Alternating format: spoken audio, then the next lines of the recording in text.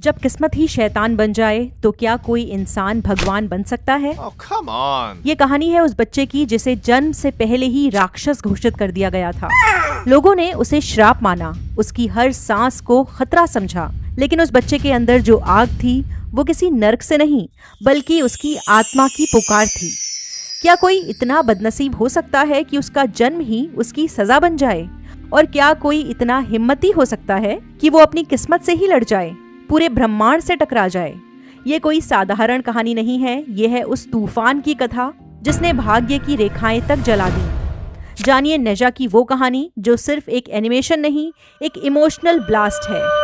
साल 2019 में रिलीज हुई थी नेजा, जिसे birth of the demon child Nezha भी कहा जाता है। एक Chinese 3D animated fantasy adventure film. इसे यू यांग ने लिखा है और डायरेक्ट किया है। वो अपने क्रिएटिव नाम जियोजी से जाने जाते हैं। फिल्म का एनिमेशन प्रोडक्शन उनके खुद के स्टूडियो शेंगडू कोको कार्टून ने किया है। ये कहानी बेस्ड है एक लेजेंडरी चाइनीज माइथोलॉजिकल कैरेक्टर पर, नेजा। पहले कहानी सुना देती हूँ, फिर बात करेंगे इसकी माइथोलॉजी के बारे में। एक केओस पर्ल जो आसमान और जमीन की सबसे पुरानी असली ताकतों से बना है। ये बहुत तेजी से ब्रह्मांड की सारी एनर्जी सोखने लगता है। यहाँ एंट्री होती है युआनशी तायनसुन की, स्वर्ग का सबसे टॉप पोजीशन वाला देवता। वो समझ जाता है कि अगर कंट्रोल नहीं किया गया तो ये केओस पर्ल पूरी कायनात को ही निगल लेगा। युआनशी तायजुन अपने 2 शागिर्दों ताई जेंड्रेन और शेन गोंगबाओ को भेजता है उस सेंटिनल पर्ल को काबू करने के लिए। ये केओस पर्ल सिर्फ एनर्जी नहीं है, ये जिंदा है।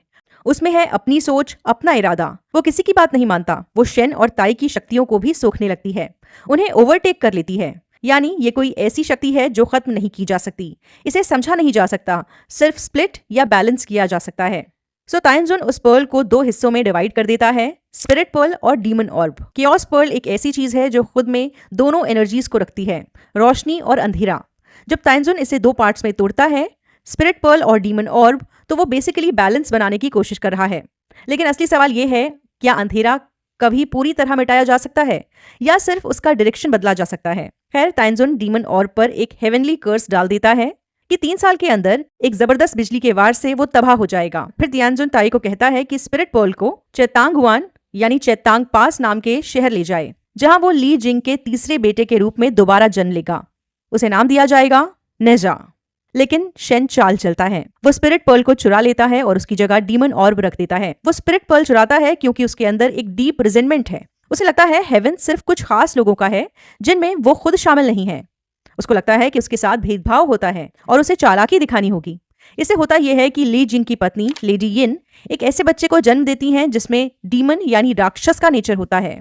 ताई उन्हें बताता है कि नेजा का नसीब अब लिखा जा चुका है। 3 साल में वो हेवनली कर्स की वजह से मर जाएगा, चाहे कुछ भी हो जाए। ली जिंग ताई के साथ स्वर्ग लोक जाता है अपने बेटे की जिंदगी के लिए गुहार लगाने, लेकिन जवाब मिलता है ये श्राप नहीं हटेगा।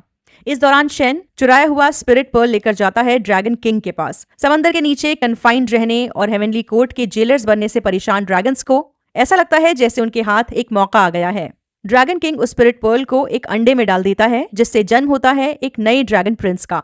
इसका नाम है आओबिंग।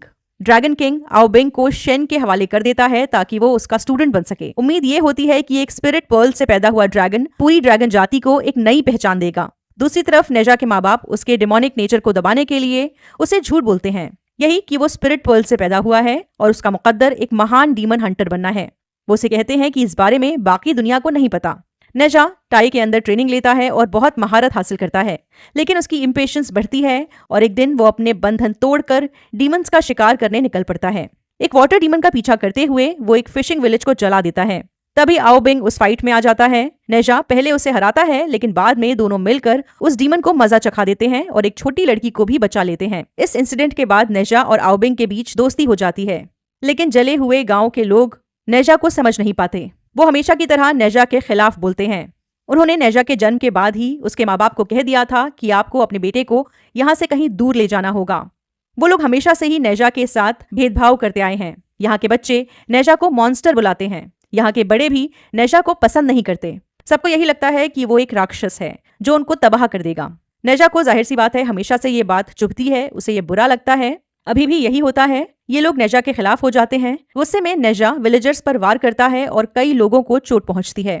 ली जिंग के घर वाले नेजा का बर्थडे सेलिब्रेशन प्लान बनाते हैं और गांव वालों को बुलाया जाता है। इनका प्लान ये है कि नेजा को कहा जाएगा हर कोई तुम्हारे बर्थडे पार्टी में शामिल है क्योंकि ये लोग तुम्हें एक्सेप्ट कर चुके हैं और उसकी खुशी में शामिल होंगे। पार्टी से पहले शेन नेजा से चुपके से मिलता है और उसे उसकी असलियत बता देता है, यही कि वो एक डीमन है, डीमन ऑर्ब से पैदा हुआ। नेजा को बचपन से ये बताया गया था कि वो स्पिरिट पर्ल का बेटा है, एक डिवाइन चाइल्ड है, लेकिन सच तो ये था कि वो डीमन ऑर्ब से पैदा हुआ था। इसके बाद उसकी दुनिया ही उलट जाती है। उसे लगता है मैं क्या सिर्फ एक श्रापित जानवर हूँ, मेरा कोई फ्यूचर नहीं। यही कॉन्फ्लिक्ट स्टोरी का सबसे ह्यूमन और इमोशनल पार्ट था। क्या एक इंसान अपने बर्थ से डिफाइन होता है या उसकी चॉइसेस तय करती हैं उसका रास्ता? नेजा गुस्से में अपने ट्रू डिमोनिक फॉर्म में आ जाता है और अपने पिता को लगभग मार ही देता है, लेकिन आओबिंग अचानक बीच में आकर ये रोकता है। बिट्रियल महसूस करते हुए नेजा सब कुछ छोड़ देता है और अपनी मौत का इंतजार करने लगता है। इसी वक्त लीजिंग को पता चलता है कि स्पिरिट पर्ल तो आओबिंग के पास है। अगर ये बात तियानजुन तक पहुंची तो ना सिर्फ आओबिंग बल्कि पूरी ड्रैगन जाति हेवन के गुस्से का शिकार बनेगी।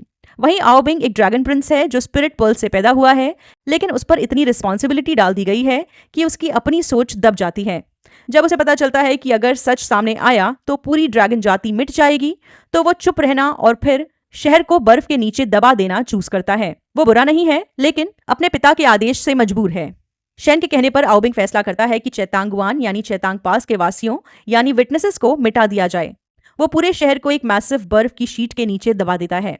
उधर नेजा को पता चलता है कि उसके पिता हेवन जाकर एक एन्चेंटमेंट लेकर आए हैं जिसमें वो अपनी जिंदगी नेजा के लिए कुर्बान कर सकते हैं। अपने पिता के इस सैक्रिफाइस से नेजा का दिल पिघल जाता है। उसे समझ आता है कि उसके माँ बाप उसे वाकई प्यार करते हैं, भले ही वो डीमन ऑर्ब से पैदा हुआ हो।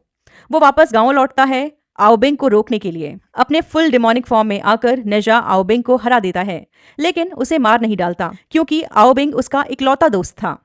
ये फाइट सिर्फ एक्शन नहीं है, ये इमोशनल ब्रेकडाउन है। दोनों को झूठ बोला गया, दोनों को यूज किया गया, दोनों मरने के लिए बनाए गए थे, लेकिन नेजा का आओबिंग को जिंदा छोड़ना सब कुछ बदल देता है। उस मोमेंट में नेजा जैसे कहता है, मैं वो मॉन्स्टर नहीं बनूंगा जो तुम लोग मुझे समझते आए हो। आओबिंग और नेजा इस दौरान लड़ते हुए बात भी करते हैं। आओबिंग कहता है कि तुम डीमन हो, ये किस्मत है, लेकिन नेजा कहता है नहीं, मैं अपनी किस्मत का गुलाम नहीं हूं, मैं अपनी किस्मत का मास्टर हूं। वो आओबिंग को भी अपनी राह खुद चुनने का मौका देता है। जैसे ही हेवनली लाइटनिंग नीचे गिरती है, नेजा अपनी मौत कबूल कर लेता है, लेकिन उस वक्त आओबिंग भी उसके साथ आ जाता है। जब दोनों ने हाथ मिलाए तो केओस पर्ल की वो शक्ति जग गई जो हर एनर्जी को अपने अंदर खींच सकती थी, लेकिन उनकी मॉडल बॉडी ये बर्दाश्त नहीं कर पाती और वो दोनों मारे जाते हैं। लेकिन ताई की मदद से वो दोनों ही स्पिरिचुअल फॉर्म में आ जाते हैं, यानी इनकी आत्माएं बच जाती हैं। आखिरकार गांव के लोग जो नेजा को हमेशा मॉन्स्टर कहते थे, उनके आगे झुक जाते हैं। यानी तुम्हारा ओरिजिन तुम्हारी तकदीर नहीं होती, तुम्हारे फैसले तय करते हैं कि तुम कौन हो। यानी किस्मत विस्मत कुछ नहीं होती, हम सब अपनी किस्मत खुद लिखते हैं। ये फिल्म सिर्फ एक माइथोलॉजिकल टेल नहीं है, ये एक कमिंग ऑफ एज ट्रेजेडी है जिसमें एक बच्चा अपनी शक्ल से नहीं बल्कि अपने इरादों से हीरो बनता है। इसके बाद मिड और पोस्ट क्रेडिट सीन्स आते हैं। ड्रैगन किंग कसम खाता है कि चेतांगवान के लोगों से बदला लेगा आओबिंग के साथ जो हुआ उसके लिए। और किसी अननोन जगह पर एक नया कैरेक्टर दिखाई देता है, जियांगजिया। जियांगजिया की एंट्री यानी एक्सटेंडेड माइथोलॉजिकल यूनिवर्स। नेजा की कहानी का असली सोर्स क्या है? चाइनीज फोक टेल्स और ताओइस्ट माइथोलॉजी में नेजा एक बहुत पुराना और मशहूर नाम है।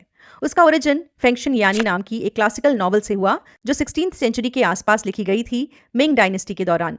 असली कहानी में नेजा पैदा होता है 3 साल की लंबी प्रेगनेंसी के बाद।